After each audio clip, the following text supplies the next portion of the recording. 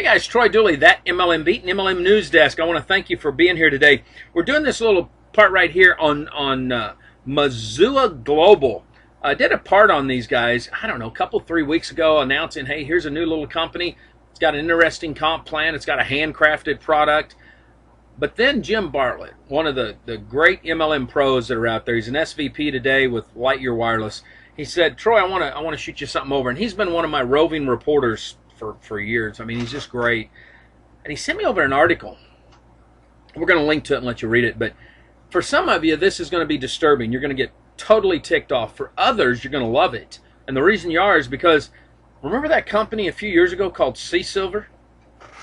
This company was blowing and going. Matter of fact, I do a lot of media advertising and stuff with radio, and one of our account execs told us Sea Silver during the turn of the century, right after that, 2002, 2003, was their highest paying advertiser. They had more stuff going across the lines you could roll a stick at. I mean, Andy Willoughby was cranking it out over there, all these other great guys that are wonderful people. But the problem with Sea Silver wasn't its product.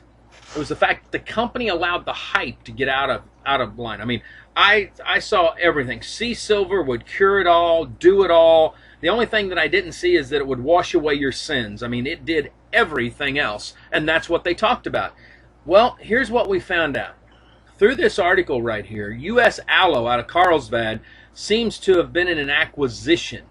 Well, the acquisition seems to have been this new company, but here's the kicker. When we started tracking and looking through this article, when you go all the way back to American Aloe, which was the parent company of Sea Silver, which then turned into U.S. Aloe, which now has turned into Mazu Gold or Global, it's the same address, the same domain, the same officers. So it doesn't look like this is a pre-launch company in a natural sense where these guys don't know what they're doing. This literally looks like some guys that, for whatever reason, I can tell you what I think the reason is in just a second, have decided to remorph, recreate themselves, and come out again.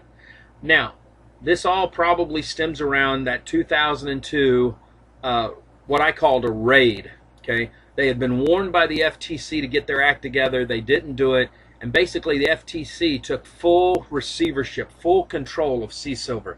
In 2008, the final judgment came down $120 million. And I mean, distributors got hit with this thing and had to pay hundreds of thousands of dollars in it. And Sea Silver was no more. Great company, great concept, great leaders, but messed up.